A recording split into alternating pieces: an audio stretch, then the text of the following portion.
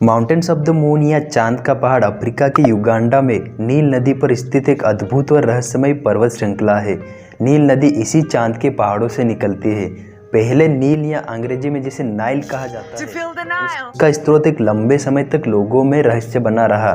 फिर 18वीं शताब्दी में डायोजनीज नाम के व्यापारी ने नील नदी का स्रोत खोज निकाला। शुरू में लोगों में मतभेद था कि नील नदी के दो अलग अलग स्रोत हो सकते हैं, लेकिन बाद में पता चला कि नील नदी की दो सहायक नदियां भी है, ब्लू नाइल और वाइट नाइल। दूसरे स्रोत की कफा शायद इनकी सहायक नदियां ही रही थी। नील नदी दुनिया की सबसे लंबी नदी है। हालांकि कुछ शोधकर्ताओं की माने तो अमेजन सबसे लंबी नदी है। अक्सर इन दो नदियों को लेकर लोगों में असमंजस रहा है। इस मतभेद को समझने के लिए आप इस रिपोर्ट में बने इस ग्राफ को देख सकते हैं, जिसमें 3 शोध के सर्वे हैं और तीनों के नतीजे अलग अलग हैं। लेकिन ब्रिटानिका की शोध के अनुसार अमेजन की लंबाई 6400 किलोमीटर जबकि नाइल 6650 किलोमीटर लंबी है। Mountains of the moon Africa के 2 देश युगांडा और कांगो के बीच बसी 120 किलोमीटर लंबी और 62 किलोमीटर चौड़ी पर्वतमाला है, जिसकी तकरीबन 16,762 फीट ऊंचाई है। दरअसल यह ऊंचाई पर्वतमाला की सबसे ऊंची 2 चोटियों की है, जिसे चांद के पहाड़ या माउंटेन्स ऑफ द मून भी कहा जाता है। टोलमी के अकॉर्डिंग इन पहाड़ों को खोजने का श्रेय डायोजनीज नाम के व्यापारी को जाता है। हाँ, ये वही व्यक्ति थे जिन्होंने नील नदी की खोज की थी। दरअसल ये अपनी एक यात्रा के दौरान गलती से रास्ता भटककर युगांडा के इन पहाड़ों में पहुंच जाते हैं और जब अमावस की रात में ये चांद की चांदनी में ग्लेशियर की चादर में ढकी पहाड़ों की 2 चोटियों को चमकते हुए देखते हैं तो उनके दिमाग में पहला ख्याल यही आया, मून माउंटेन्स। कुछ यूरोपियन खोजकर्ताओं की माने तो माउंटेन्स ऑफ द मून की खोज स्कॉटिश खोजकर्ता जेम्स ब्रूस ने किया था। इसको लेकर आज भी लोगों में बड़ा मतभेद होता है। अगर कुछ क्रिटिक की माने तो यह माउंटेन ऑफ द मून का पूरा कॉन्सेप्ट ही फिक्शनल है, लेकिन चांद के पहाड़ के होने का दावा करने वाले केवल ये 2 ही व्यक्ति नहीं थे। कई सेनानियों ने इस रहस्यमय पहाड़ का जिक्र अपनी यात्राओं में किया है।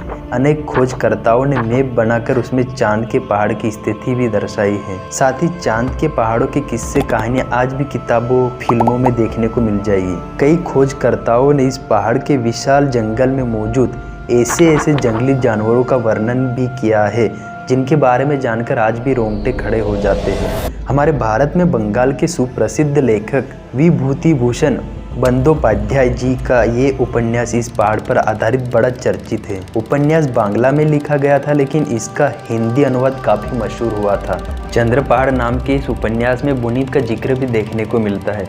जिनको बुनीप के बारे में नहीं पता उन्हें बता दूं, बुनीप ऑस्ट्रेलियन ट्राइबल्स की लोक कथाओं का एक दैत्य जानवर होता है जो दलदलों, बिलबोगों, खाड़ियों, जलाशय और नदियों में छिपकर रहता है। शैतान, दुष्ट आत्मा, महान मनुष्य, बुनीप, यति जैसे अनेकों नाम से जाना जाता है और इसी बुनीप का उल्लेख इस उपन्यास में कुछ अलग अंदाज में किया गया है।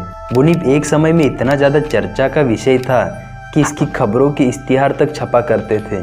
कुछ लोग बुनीप की कहानी पर विश्वास करते थे तो कुछ इसे फिक्शनल कैरेक्टर बनाकर बच्चों के लिए मैगजीन्स और कहानियाँ छापकर बेचते थे। खैर, अब टॉपिक पर वापस आते हैं। A journey in east Africa towards the mountains of the moon नाम की M.A. प्रिंगल द्वारा लिखित यह journal mountain of the moon के कई पहलू को अच्छे से समझाती है।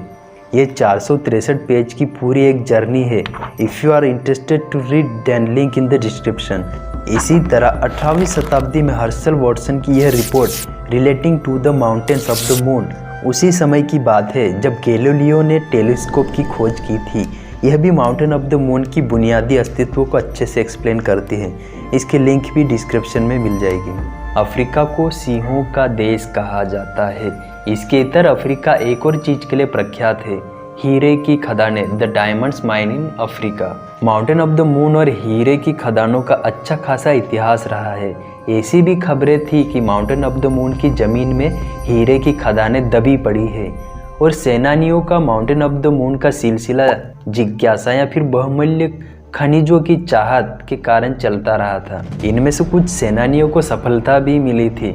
हीरे की बात चल ही रही है तो बता दूं, 2000 वर्षों पहले ही हमारे भारत में डायमंड की डिस्कवरी हो चुकी थी और हम सब ने इसके इतिहास में कुछ अच्छे उदाहरण देखे भी हैं।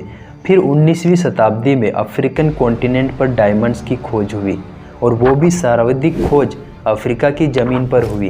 एंगोला, बोत्सवाना, सेंट्रल अफ्रीका, घाना, नाम्बिया और जेर की तरह 10 देशों में डायमंड्स की उत्पत्ति की गई। हीरे का शुरुआती प्रारूप हार्ड रॉक में होता है, बाद में उसे तराश कर काट कर डायमंड में कन्वर्ट किया जाता है। तो चलिए अफ्रीका में मिले मशहूर डायमंड्स के उदाहरण देखते हैं। 1860 में मिला यह 344.11 कैरेट का हीरा design by Gianmaria Buccellati, if I am pronouncing right. Yellow diamond नाम से मशहूर ऑरेंज रिवर के पास से मिला यह 10.73 कैरेट का डायमंड, जिसे यूरेका भी कहते थे। यूरेमस जैकब्स पहले व्यक्ति थे जिनको सबसे पहले डायमंड मिला था। 1866 में इनके फैमिली फार्म में हीरा मिला था इनको। 1869 में 47.69 कैरेट का एक विशाल डायमंड मिला था, जिसे स्टार ऑफ साउथ अफ्रीका कहा गया। यह डायमंड जहाँ से मिला था ऑरेंज और वाल रिवर पर, वहाँ पर और भी लोगों ने खुदाई शुरू कर दी थी। यह तस्वीर में दिख रही सूखी जमीन दरअसल यह ड्यूट्स फार्म की है, जो 19वीं शताब्दी में बनी पहली पाइप खदान थी और इसी ज़मीन पर बहुत मशहूर हीरा ओपनहाइमर डायमंड इसी जगह से निकाला गया था, जो पहले 253.70 कैरेट का क्रिस्टल था, जिसे 1964 में फिर से तराशा गया था। पोर्टर रोड्स नाम के एक व्यक्ति को 154 कैरेट का यह डायमंड मिला था, जिसे काटकर बाद में 55 कैरेट का बना दिया गया और रोड्स के नाम पर ही डायमंड का नाम भी रख दिया गया। ये 1880 में मिला उस समय का सबसे शुद्ध डायमंड हुआ करता था। यह नेकलेस में 2.60 कैरेट का ब्लू डायमंड लगा है, जो प्रीमियर माइन के चेयरमैन थॉमस कलिननेन को मिला था।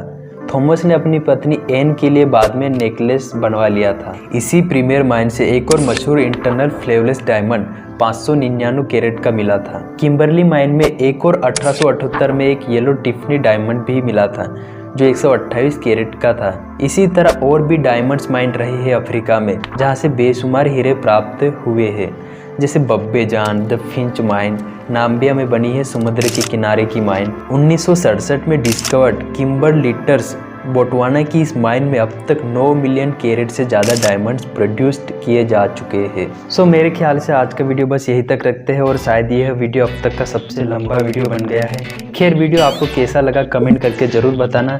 इन वीडियो से आपको कोई भी हेल्प हुई है तो वीडियो को एक लाइक कर देना, तो लाइक कर देना यार, and also don't forget to subscribe the channel.